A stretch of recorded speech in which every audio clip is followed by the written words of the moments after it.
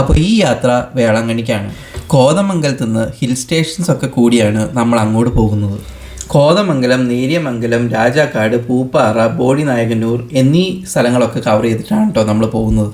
ബോഡിനായകന്നൂർ എത്തണേക്ക് ഒരു 15 കിലോമീറ്റർ മുന്നേ ആയിട്ട് ഒരു അടിപൊളി വാട്ടർഫാൾ ഉണ്ട്, ലവ് ഷോർ വാട്ടർഫാൾ. ഭയങ്കര വലുതൊന്നും അല്ലെങ്കിലും ഒരു 50 ഫീറ്റ് ഹൈറ്റ് ഉണ്ട് ഈ വാട്ടർഫാളിന്. അത് മാത്രമല്ല ഇതിൻ്റെ അകത്ത് വെള്ളം വളരെ സിൽക്കി ആയിട്ടാണ് വരുന്നത്. അപ്പോൾ ഫോട്ടോഗ്രാഫിക്കൊക്കെ നല്ല അടിപൊളിയായിരിക്കും. ചുറ്റും ടീ ഗാർഡൻസും ഫോറസ്റ്റും റോക്കി ടെറൈൻസും ഒക്കെ ആയിട്ട് പേര് പോലെ തന്നെ നല്ല ലവ്ലി വാട്ടർഫാൾ ആണ് ലവ് ഷോർ വാട്ടർഫാൾ. ഈ കാണുന്നത് ബോഡിനായകന്നൂരുള്ള ചിൽബർഗ് റിസോർട്ടാണ്. കഴിക്കാനായിട്ട് കയറിയതാണ്, പക്ഷേ അതൊരു പ്രോപ്പർ ടൈം അല്ലാത്തതുകൊണ്ട് അവിടെ ഒന്നും തന്നെ ഉണ്ടായി. എന്നാലും ആ റിസോർട്ടിൽ നിന്നുള്ള സീനറി ഒരു രക്ഷയുണ്ടായില്ല കേട്ടോ. അപ്പോൾ ബോഡിമേറ്റ് സ്ലോപ്സിലായിട്ട് ഈ റിസോർട്ട് ഉള്ളത്.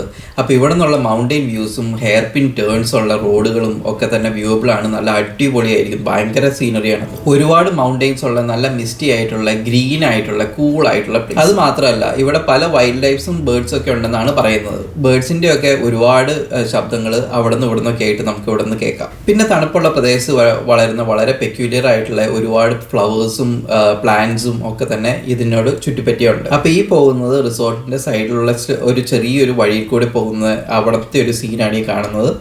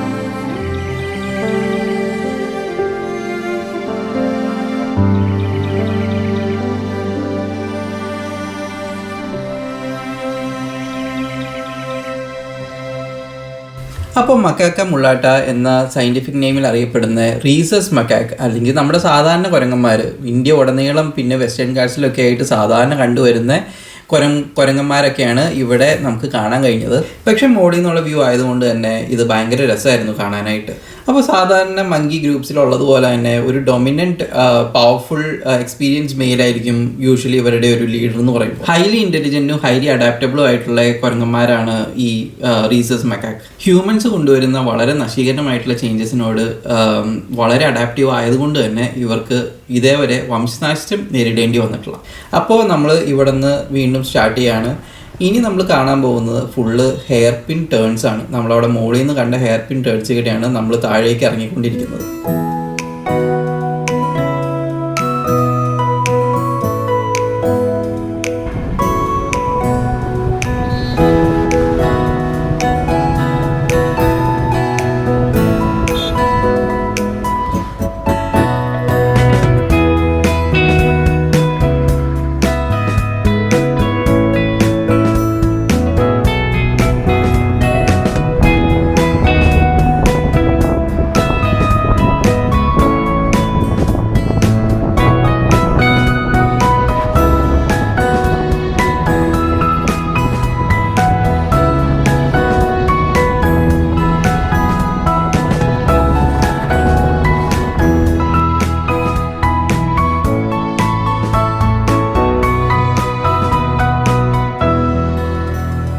അങ്ങനെ നമ്മൾ ബോഡിനായകന്നൂർ താഴെ നിന്നാണ് ഒരു നോർമൽ ഹോട്ടലിൽ നിന്നാണ് കഴിച്ചത്.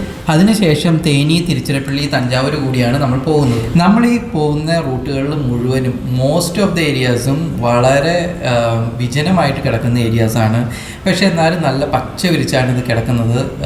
ഒരുപാട് കുറ്റിക്കാടുകളും കാര്യങ്ങളൊക്കെ ആയിട്ടാണ് ഇത് കിടക്കുന്നത്.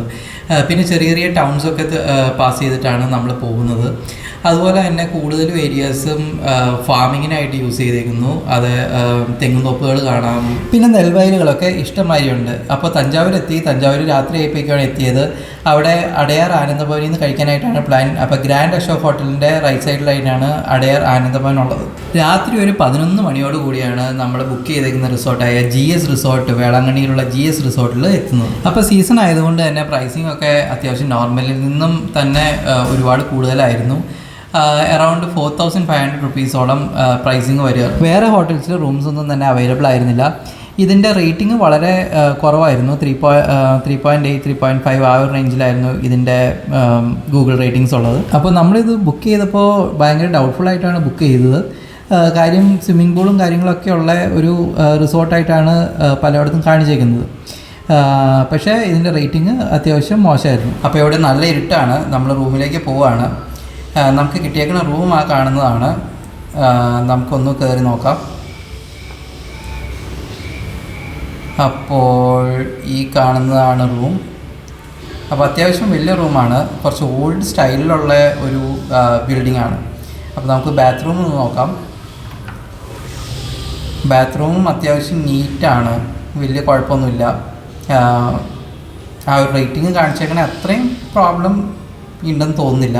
അത്യാവശ്യം നീറ്റുമാണ്, വലുതുമാണ്. പക്ഷേ ആ പ്രൈസിനുള്ള ഒരു റൂം ഉണ്ടോ എന്ന് ചോദിച്ചു കഴിഞ്ഞിട്ടുണ്ടെങ്കിൽ അത്രയില്ല. അപ്പോൾ നമുക്ക് റൂം നമ്പർ 302 ആണ് കിട്ടിയായിരുന്നത്. ഇനി നമുക്ക് രാവിലത്തെ ഒരു കാഴ്ചകളൊക്കെ ഒന്ന് കാണാം. അപ്പോൾ നമുക്ക് പുറത്തുനിന്ന് തുടങ്ങാം. പുറത്ത് തന്നെ EV ചാർജിങ്ങിനായിട്ടുള്ള സ്പേസൊക്കെ ഉണ്ട്. ഈ കാണുന്നതാണ് EV ചാർജിങ്. ഒരു വെയിറ്റിംഗ് ഷെഡ് പോലെ ഉള്ള ഒരു സംഭവങ്ങളൊക്കെ ഉണ്ട്. അതിൻ്റെ അപ്പുറത്തായിട്ട് തന്നെ വേറൊരു ഹോട്ടലും കൂടിയുണ്ട്. അപ്പോൾ ഈ കാണുന്നതാണ് നമ്മളുടെ GS റിസോർട്ട്. അത്യാവശ്യം ഒരു ഓൾഡ് സ്റ്റൈലിൽ ഉണ്ടാക്കിയിരിക്കുന്ന ഒരു റിസോർട്ടാണിത്. അപ്പോൾ ഈ ലെഫ്റ്റ് സൈഡിൽ കാണുന്നത് GS റിസോർട്ടിൻ്റെ തന്നെ അമൃത റെസ്റ്റോറൻ്റാണ്. അപ്പോൾ അവർക്ക് പുറത്തുനിന്നും ഒരു ഓപ്പണിംഗ് ഉണ്ട്, പിന്നെ അകത്തുനിന്നും റിസോർട്ടിൻ്റെ ഉള്ളിൽ നിന്നും അവിടേക്ക് എൻട്രി ഉണ്ട്. അപ്പോൾ നമുക്കിതിൻ്റെ ഉള്ളിലേക്ക് നടന്ന് കാഴ്ചകളൊക്കെ ഒന്ന് കാണാം. അപ്പോൾ ക്രിസ്മസ് ആയതുകൊണ്ട് തന്നെ പുൽക്കൂടുകളും കാര്യങ്ങളൊക്കെ ഒരുക്കിയിട്ടുണ്ട്.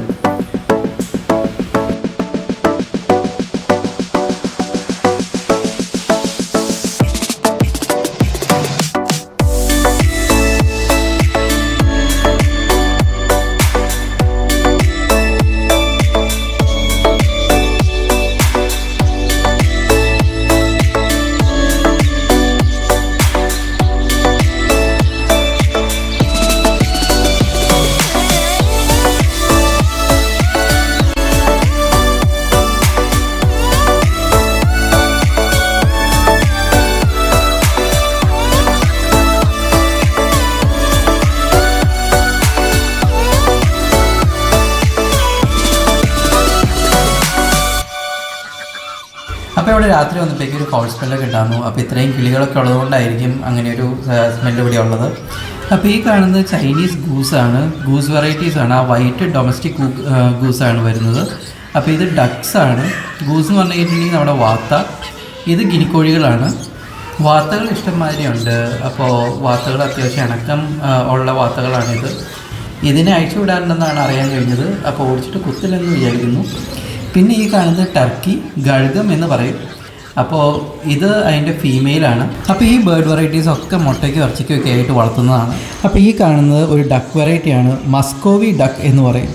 പിന്നെ ഇത് സിൽക്കി ചിക്കൻ, ആ വെള്ള ചിക്കനാണ് സിൽക്കി ചിക്കൻ എന്ന് പറയുന്നത്. മറ്റേത് കരിങ്കോഴിയാണ്. കരിങ്കോഴി എന്ന് പറഞ്ഞു കഴിഞ്ഞാൽ അതൊരു ഇന്തോനേഷ്യൻ ഒറിജിൻ, ഒരു റയർ ബ്രീഡ് വെറൈറ്റിയാണ്. അപ്പോൾ അതിന് ജാവൻ ബ്ലാക്ക് ഹെൻ എന്നും ഓൾ ബ്ലാക്ക് ഹെൻ എന്നൊക്കെ പേരുണ്ട്. ഇതൊക്കെ കൂടാതെ അലങ്കാര പക്ഷികളായിട്ടുള്ള ലവ് ബേർഡ്സും കോക്കറ്റും ഒക്കെ ഉണ്ട്. അതിൻ്റെ പരിസരത്തായിട്ട് തന്നെ അത്യാവശ്യം തെറ്റില്ലാത്ത രീതിയിലുള്ള ഒരു നല്ലൊരു ചിൽഡ്രൻസ് പാർക്കും, പിന്നെ ഒരു GS മാരേജ് ഹാള്, പിന്നെ അത്യാവശ്യം കൊള്ളാവുന്ന ഒരു സ്വിമ്മിംഗ് പൂള്, ആവശ്യത്തിലധികം വണ്ടികൾക്ക് പാർക്ക് ചെയ്യാൻ പറ്റുന്ന സ്പേസ് എല്ലാം തന്നെ ഉള്ള അത്യാവശ്യം വലിയൊരു റിസോർട്ട് തന്നെയാണ് ഇത്. ഇത്രയും ബേർഡ്സൊക്കെ ഉള്ളതുകൊണ്ട്, പിന്നെ അതുങ്ങളെയൊക്കെ അയച്ചു വിടുന്നുള്ളത് കൊണ്ടും ഇവിടുത്തെ നീറ്റ്നെസ് അത്രയും നീറ്റെന്നൊന്നും പറയാൻ പറ്റത്തില്ല. പിന്നെ എന്നാലും ഇവർ ക്ലീൻ ചെയ്യുന്നുണ്ട്, അത്യാവശ്യം ക്ലീനൊക്കെ ചെയ്യുന്നുണ്ട്. പിന്നെ ഒരു അത്യാവശ്യം ഫൗൾ സ്മെല്ലും ഉണ്ട് ഇവിടെ. ബേർഡ്സിൻ്റെയാണ് മെയിനായിട്ട്. എനിക്ക് പേഴ്സണലി അത് അത്ര പ്രോബ്ലമായിട്ട് തോന്നിയില്ല. പക്ഷേ എല്ലാവർക്കും ആ സ്മെല്ല് ഇഷ്ടപ്പെട്ടോളണമെന്ന് നിർബന്ധമില്ല. അപ്പോൾ ഇനി നമ്മൾ പോകുന്നത് റെസ്റ്റോറൻറ്റിലേക്കാണ്. ബ്രേക്ക്ഫാസ്റ്റിനായിട്ട് റെസ്റ്റോറൻറ്റിലേക്കാണ് ഇനി നമ്മൾ പോകുന്നത്. അപ്പോൾ ഇതാണ് റെസ്റ്റോറൻറ്റ്, ചെറിയൊരു റെസ്റ്റോറൻ്റാണ്. ഇതിന് പുറത്തുനിന്നും ഒരു ഓപ്പണിംഗ് ഉണ്ട്, പിന്നെ അകത്തുനിന്നും എന്ന് വെച്ചാൽ ഇനി റിസോർട്ടിൻ്റെ അകത്തുനിന്നും ഒരു ഓപ്പണിംഗ് ഉണ്ട്. അപ്പോൾ ഈ കാണുന്നതാണ് പുറത്തേക്കുള്ള ഓപ്പണിംഗ്. അപ്പോൾ ഇവിടെ അതിൻ്റെ തൊട്ടപ്പുറത്തേക്ക് കാണുന്ന ഗേറ്റാണ് കേട്ടോ റിസോർട്ടിലേക്കുള്ളത്. പിന്നെ ഇത് റെസ്റ്റോറൻറ്റിലേക്കുള്ള ഓപ്പണിംഗ്. അപ്പോൾ മോർണിംഗ് ബ്രേക്ക്ഫാസ്റ്റ് ബൊഫേ ആയിരുന്നു. അപ്പോൾ ഫുഡിലേക്ക് കിടക്കാം. ഈ ഇരിക്കുന്നത് സാമ്പാറാണ്, പിന്നെ കുറേ ചട്നി, പിന്നെ തൈര് സാദം. ഇത് ബീട്രൂട്ട് ഊത്തപ്പാണെന്നാണ് പറഞ്ഞത്, പക്ഷേ ഇത് ഞാൻ ട്രൈ ചെയ്തില്ല. ഇത് ഇഡലി, മുട്ട പുഴുങ്ങിയത്, പിന്നെ പൊങ്കൽ ആണ് ഞാൻ കഴിച്ചേക്കുന്നത്. അതെനിക്ക് വളരെ ഇഷ്ടപ്പെട്ട ഒരു ഹെൽത്തി ഡിഷാണ്. പിന്നെ ഇത് കിച്ചടി, നമ്മുടെ സേമിയൊക്കെ വെച്ചിട്ടുണ്ടാക്കുന്ന ഒരു ഡിഷാണ്. ഇത് അത്യാവശ്യം പോപ്പുലറായിട്ടുള്ള ഒരു സ്വീറ്റ് ഡിഷാണ് കേസരി. പിന്നെ ഇത് നമ്മുടെ ഉഴുന്നുവട. അപ്പോൾ അങ്ങനെ ഇത്രയും ഡിഷാണ് രാവിലത്തെ ബ്രേക്ക്ഫാസ്റ്റിനുള്ളത്. അതിലിപ്പോൾ ഞാൻ ട്രൈ ചെയ്തേക്കുന്നത് പൊങ്കൽ, ഉഴുന്നുവടയും മുളക് ചട്നിയും പിന്നെ കേസരിയും, പിന്നെ ബ്രെഡ് ബട്ടർ ആൻഡ് ജാമും ഒരു കോഫിയും. അതിൻ്റെ അകത്ത് പൊങ്കലാണ് എനിക്ക് ഏറ്റവും ഇഷ്ടപ്പെട്ടത്. അപ്പോൾ അമൃതം റെസ്റ്റോറൻറ്റിൻ്റെ അതർ എൻട്രി ഒന്ന് നോക്കാം. ഇതാണ് പുറത്തുനിന്നുള്ള നോർമൽ റെസ്റ്റോറൻറ്റ് എൻട്രി. ഇതാണ് ഇവിടുത്തെ സ്വിമ്മിംഗ് പൂള്. ഒരു സൈഡിലാണ് എടുത്തിട്ടുള്ളൂ, മറ്റേ സൈഡിൽ ആൾക്കാരുണ്ടായിരുന്നു. അപ്പോൾ രാവിലെ 11 മണിക്കാണ് വെക്കേറ്റ് ചെയ്യേണ്ടിയിരുന്ന സമയം. അപ്പോൾ നമ്മളെല്ലാം വെക്കേറ്റ് ചെയ്തിട്ട് ചർച്ചിലേക്ക് സ്റ്റാർട്ട് ചെയ്തു. അപ്പോൾ വേളാങ്കണ്ണിയിലെ ചർച്ചിലേക്ക് പോകുന്ന വഴിയാണ് ഈ കാണുന്നത്. അത്യാവശ്യം നല്ലൊരു വലിയ ടൗണാണ്. അപ്പോൾ മെയിൻ ബസിലിക്കയിലേക്കുള്ള റോഡിലേക്ക് കിടക്കുന്നതിന് തൊട്ട് മുന്നെയാണ് നാടുതിട്ടു ചർച്ച്. അതാണ് ഈ കാണുന്നത്. ഇത് ചരിത്ര പ്രാധാന്യമുള്ള ഒരു ചർച്ചാണ്. കാരണം ഈ എക്സാക്ട് ലൊക്കേഷനിൽ ഒരു മുടന്തനായ മോര് വിറ്റുകൊണ്ടിരുന്ന പയ്യന് മാതാവിൻ്റെ ദർശനം കിട്ടി സുഖം പ്രാപിച്ചു എന്നാണ് വിശ്വസിക്കുന്നത്. അത് കഴിഞ്ഞ് ഈ കാണുന്നതാണ് വേളാങ്കണ്ണി ചർച്ച്, അതായത് basilica of our lady of good health. ഈ ചർച്ചിൻ്റെ നേരെ ഓപ്പോസിറ്റ് ആയിട്ടാണ് ഓൾഡ് വേളാങ്കണ്ണി ചർച്ച്. ഈ രണ്ട് ചർച്ചും ബന്ധിപ്പിക്കുന്ന ഒരു പാതയുണ്ട്, അതാണ് ഹോളി പാത്ത്. അപ്പോൾ അതിൻ്റെ ഡീറ്റെയിൽസിലേക്ക് നമുക്ക് പിന്നീട് വരാം. ഈ നേരെ കാണുന്നതാണ് കൺഫെഷൻ ചാപ്പൽ. അപ്പോൾ വേളാങ്കണ്ണിയിലെ ഈ കുമ്പസാര ചാപ്പൽ തീർത്ഥാടകരുടെ ദൈവത്തോടുള്ള ബന്ധം ശക്തിപ്പെടുത്താൻ സഹായിക്കുന്നു. അപ്പോൾ നമ്മൾ ചാപ്പൽ ക്രോസ് ചെയ്തിട്ട് നമ്മൾ പാർക്കിംഗ് ഏരിയയിലേക്ക് പോവുകയാണ്. അപ്പോൾ അതിൻ്റെ ഇടയിൽ ഈ കാണുന്നതൊക്കെയാണ് ക്വാർട്ടേഴ്സുകൾ. അപ്പോൾ നമ്മൾ പാർക്കിംഗ് ഏരിയയിൽ എത്തിയിരിക്കുന്നു. നല്ല വിശാലമായ പാർക്കിംഗ് ആണ്. ഒരുപാട് വണ്ടികൾ ഓൾറെഡി ഇവിടെ ഉണ്ട്, എന്നാലും ഇഷ്ടമാതിരി സ്പേസ് ഇനിയുണ്ട്. അപ്പോൾ ഇനി തിരിച്ച് വേളാങ്കണ്ണി പള്ളിയിലേക്ക് നമ്മൾ നടന്നു പോവുകയാണ്. അപ്പോൾ ആദ്യം വരുന്നത് കുറച്ച് ക്വാർട്ടേഴ്സുകളാണ്, അതിനുശേഷം വരുന്നത് നമ്മളുടെ കൺഫെഷൻ ചാപ്പലാണ്. അപ്പോൾ നമുക്ക് കൺഫെഷൻ ചാപ്പൽ ഒന്ന് വിസിറ്റ് ചെയ്യാം. നസറേത്തിൻ നാട്ടിലെ പാവനി മേരി മാതേ, യേശയ്യാവിൻ മൊഴി ഭൂമിയിൽ മാറിപ്പൂവായി, വെൺമാലാഖ നിന്നാമം വാഴ്ത്തി, കന്യാവന ശാഖയിൽ കാലമൊരുണ്ണിപ്പൂവായി, മന്നാകയും കാക്കുവാൻ ഓമന പൈതൽ വന്നേ, മാതേ പാരിതിൻ പെറ്റമ്മ കണ്ണേയോ, ഈടാ നൊമ്പരം താണ്ടുന്നോളേ മറിയേ, ഓർത്തേ നിൻ പുകൾ പാടുന്നേ ഞങ്ങളോ, ഓരോ വാഴ്വിനും വേരായോളേ മറിയേ. അപ്പോൾ നമ്മൾ കൺഫെഷൻ ചാപ്പലിൻ്റെ പുറത്തെത്തി. ഇനി വേളാങ്കണ്ണി പള്ളിയിലേക്ക് നമ്മൾ പോവുകയാണ്. അപ്പോൾ ഈ കാണുന്നതാണ് കുമ്പസാര ചാപ്പൽ. അവിടെ നിന്ന് ഇറങ്ങി പുറത്ത് വന്ന് റൈറ്റിലേക്ക് നോക്കുമ്പോഴാണ് നമ്മളുടെ മെയിനായിട്ടുള്ള വേളാങ്കണ്ണി പള്ളി കാണുന്നത്. അപ്പോൾ ഇവിടെയാണ് പ്രാർത്ഥനകളൊക്കെ നടക്കുന്നത്. വേളാങ്കണ്ണി പള്ളിക്ക് വേറെയും പേരുകളുണ്ട്, അതായത് ഈസ്റ്റിലെ ലൂർദ്, പിന്നെ sanctuary of our lady of Velankanni എന്നീ പേരുകളിലും ഈ പള്ളി അറിയപ്പെടുന്നു. ഇവിടെ നടന്ന 3 അത്ഭുതങ്ങളാണ് ഇങ്ങനെയൊരു പള്ളി ഇവിടെ നിർമ്മിക്കാൻ കാരണമായത് എന്നാണ് വിശ്വസിച്ചു വരുന്നത്. ആദ്യത്തെ അത്ഭുതം 15-ാം നൂറ്റാണ്ടിലാണ് നടന്നത്. ആട്ടിടയനായ കുട്ടി പാല് വിറ്റുകൊണ്ട് നടക്കുന്നതിനിടെ നല്ല തേജസ്സുള്ള ഒരു അമ്മയെയും കുഞ്ഞിനെയും കണ്ടു. അമ്മ ഈ ആട്ടിടയനോട് കുറച്ച് പാല് തരാമോ എന്ന് ചോദിക്കുന്നു. പാല് കൊടുത്തതിന് ശേഷം ആട്ടിടയൻ തൻ്റെ കുടത്തിലേക്ക് നോക്കിയപ്പോൾ കുടം വീണ്ടും ഫില്ലായിട്ടിരിക്കുന്നു. ഇതാണ് ആദ്യത്തെ അത്ഭുതം. രണ്ടാമത്തെ അത്ഭുതം എന്താണെന്ന് പറയുന്നതിന് മുമ്പ് നമുക്ക് ഈ പള്ളിയുടെ നേരെ ഓപ്പോസിറ്റുള്ള പഴയ വേളാങ്കണ്ണി ചർച്ച് കാണാം. പഴയ വേളാങ്കണ്ണി ചർച്ച് എന്നറിയപ്പെട്ടാലും ഇത് രണ്ടും തന്നെ നിർമ്മിച്ചത് 16-17 നൂറ്റാണ്ടുകളിലാണ്. അപ്പോൾ ഈ രണ്ട് പള്ളിയും ബന്ധിപ്പിച്ചേക്കുന്ന ആ മണ്ണിട്ട പാത അതാണ് ഹോളി പാത്ത്. അപ്പോൾ ഇനി ഈ രണ്ട് പള്ളികളുടെയും നിർമ്മാണത്തിന് കാരണമായ രണ്ടാമത്തെ അത്ഭുതത്തിലേക്ക് വരാം. രണ്ടാമത്തെ അത്ഭുതവും 15-ാം നൂറ്റാണ്ടിൽ തന്നെയാണ് നടന്നിരിക്കുന്നതാണ് വിശ്വസിക്കുന്നത്. അതായത് ഒരു മുടന്തനായ കുട്ടി മോര് വിറ്റുകൊണ്ട് നടന്നൊരു സമയത്ത് ഇതേപോലെ തന്നെ ഒരു തേജസ്സുള്ള അമ്മയെയും കുഞ്ഞിനെയും കാണുന്നു.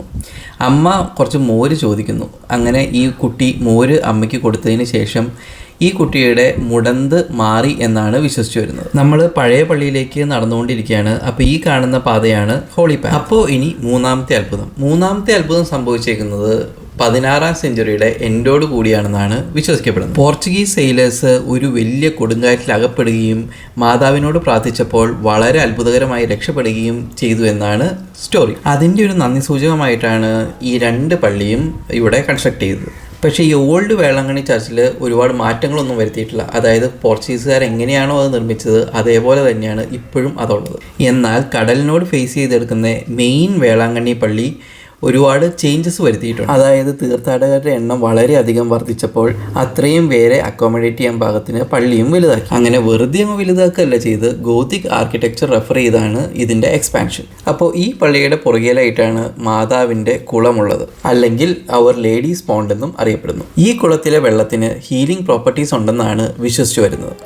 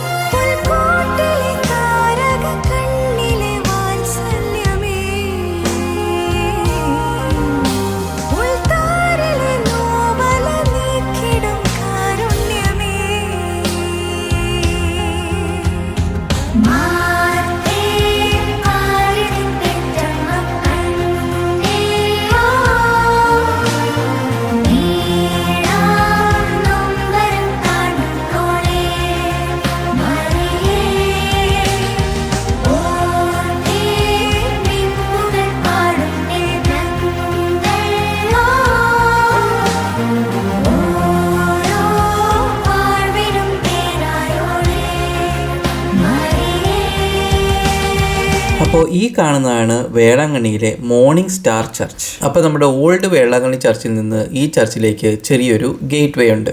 4 സൈഡിലും ഓപ്പണിംഗ് ഉള്ള ഒരു ചർച്ചാണിത്. അപ്പോൾ നമ്മളിപ്പോൾ എൻ്റർ ചെയ്തേക്കുന്നത് ഇതിൻ്റെ വെസ്റ്റേൺ ഫേസിലാണ്. പിന്നെ നമ്മളിപ്പോൾ നടന്ന് നീങ്ങിക്കൊണ്ടിരിക്കുന്നത് ഇതിൻ്റെ നോർത്തേൺ ഫേസിലേക്കാണ്. അപ്പോൾ ഈ മോർണിംഗ് സ്റ്റാർ ചർച്ച് എന്ന പേര് വന്നത് വേറെ ഒന്നുകൊണ്ടുമല്ല, മോർണിംഗ് സ്റ്റാർ എന്നറിയപ്പെടുന്നത് കന്യാമറിയം തന്നെയാണ്. അപ്പോൾ മോർണിംഗ് സ്റ്റാർ ചർച്ച് ഈ വേളാങ്കണ്ണി ചർച്ച് കോംപ്ലക്സിലെ ഒരു ലേറ്റസ്റ്റ് അഡീഷനാണ്. ഓരോ വർഷവും കൂടി വരുന്ന തീർത്ഥാടകരെ അക്കോമഡേറ്റ് ചെയ്യാനായിട്ടാണ് ഈ ചർച്ച് നിർമ്മിച്ചത്. ഈ ചർച്ചിൽ 15,000 പേരെ വരെ ഒറ്റ ടൈമിൽ അക്കോമഡേറ്റ് ചെയ്യാൻ പറ്റും. അത് മാത്രമല്ല ഇതിൻ്റെ പ്രത്യേകത, ഈ ആർക്കിടെക്ചറിൽ സപ്പോർട്ടിംഗ് പില്ലേഴ്സ് ഇല്ല എന്നുള്ളത് ഒരു വലിയൊരു പ്രത്യേകതയാണ്. അപ്പോൾ നമ്മളിതിൻ്റെ നോർത്ത് ഫേസിൽ കൂടിയാണ് ഇപ്പോൾ നടന്ന് നീങ്ങിക്കൊണ്ടിരിക്കുന്നത്.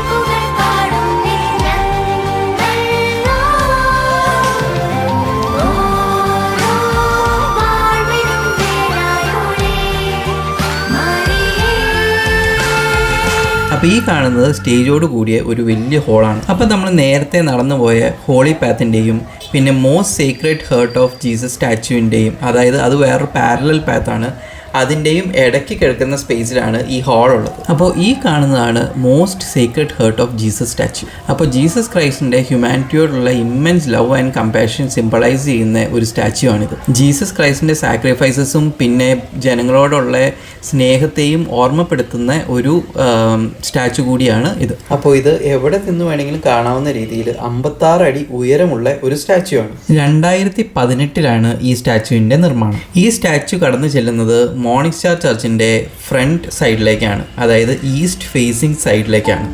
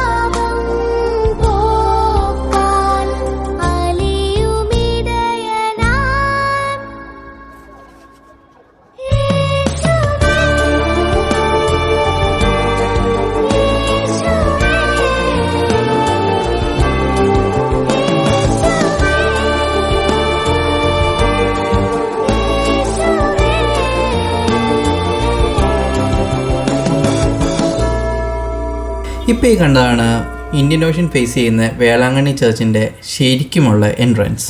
അപ്പോൾ നമ്മൾ ഈ നടന്നു നീങ്ങുന്നത് ബീച്ചിലേക്കാണ്. ബീച്ചിലേക്കുള്ള റോഡാണിത്. റോഡിൻ്റെ 2 സൈഡിലും ഇഷ്ടംമാതിരി കടകളുണ്ട്. ലോക്കൽ ഫുഡ് സ്റ്റാൾസ്, കൊന്തമാലകളൊക്കെ വിൽക്കുന്ന ചെറിയ ചെറിയ ഷോപ്സ്, പിന്നെ സ്റ്റാച്യൂസൊക്കെ വിൽക്കുന്ന ചെറിയ ചെറിയ കുറേ ഷോപ്സ്. അത് മാത്രമല്ല ടാറ്റു പാർലേഴ്സ്, ചെറിയ ചെറിയ ഓർണമെൻറ്റ്സ് വിൽക്കുന്ന കട, അതായത് സീഷൽസും കൊണ്ടൊക്കെ ഉണ്ടാക്കിയിരിക്കുന്ന ഓർണമെൻറ്റ്സ് വിൽക്കുന്ന കടകൾ എല്ലാം തന്നെ ഇവിടെയുണ്ട്. തീർത്ഥാടകരും ടൂറിസ്റ്റും ലോക്കൽ ആൾക്കാരൊക്കെ ആയിട്ട് നല്ല തിരക്കേറിയ ഒരു പാത തന്നെയാണിത്. അപ്പോൾ ഈ മാപ്പിൽ ബ്ലൂ ഹൈലൈറ്റ് ചെയ്തേക്കുന്നതാണ് നമ്മൾ നടന്നു വന്ന വഴി. ആ റെഡ് റൗണ്ട് ചെയ്തേക്കുന്നതാണ് കാവേരി റിവറിൻ്റെ ഒരു ബ്രാഞ്ച് ആയിട്ടുള്ള വെള്ളയാർ റിവർ, ഇന്ത്യൻ ഓഷ്യനിലേക്ക് ചേരുന്ന സ്ഥലം, അതായത് എസ്റ്റുറി. അപ്പോൾ ഈ റിവറാണ് ഫിഷിംഗ് വില്ലേജായ സെരുത്തൂറിനെയും വേളാങ്കണ്ണിയെയും സെപ്പറേറ്റ് ചെയ്യുന്ന റിവർ. ഇവിടെ ബോട്ടിങ്ങും വേറെ ഇഷ്ടംമാതിരി ആക്ടിവിറ്റീസ് ഉണ്ടെന്നാണ് പറയുന്നത്. അത് കൂടാതെ തന്നെ ഇഷ്ടംമാതിരി കണ്ടൽക്കാടുകളും ഈ ഏരിയയിലുണ്ട്, മാംഗ്രോവ് ഫോറസ്റ്റ്. അപ്പോൾ നമ്മൾ ഫൈനലി ബീച്ചിലേക്ക് എത്തിയിരിക്കുന്നു. ബീച്ചും അത്യാവശ്യം നല്ല തിരക്കാണ്, ഒരുപാട് റഷുണ്ട്. ബീച്ചിലേക്ക് ഒരുപാട് പേര് തന്നെ ഇറങ്ങി നിൽക്കുന്നുണ്ട്. വലിയ അപകടമില്ലാത്ത ഏരിയ ആണ് എന്ന് തോന്നുന്നു. മഴയുള്ളത് കാരണം തന്നെ നമ്മൾ എസ്റ്റുറി സൈഡിലേക്ക് അധികം പോകുന്നില്ല. ഓൾറെഡി സമയം ഉച്ച കഴിഞ്ഞു. ഇനി ഒരുപാട് ദൂരം, അതായത് 10 മണിക്കൂറിന് മുകളിൽ ജേർണി ഉള്ളതുകൊണ്ട് തിരിച്ച് വീട്ടിലേക്ക് എത്താനായിട്ട് നമ്മൾ വേറെ കൂടുതലൊന്നും എക്സ്പ്ലോർ ചെയ്യാതെ നമ്മൾ മടങ്ങുകയാണ്.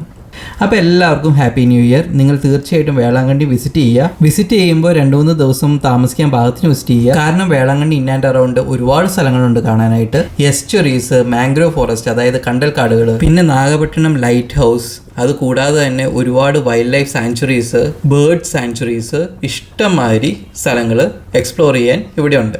അപ്പോൾ എല്ലാവർക്കും ഹാപ്പി ന്യൂ ഇയർ. വീഡിയോ ഇഷ്ടപ്പെട്ടെന്ന് വിചാരിക്കുന്നു.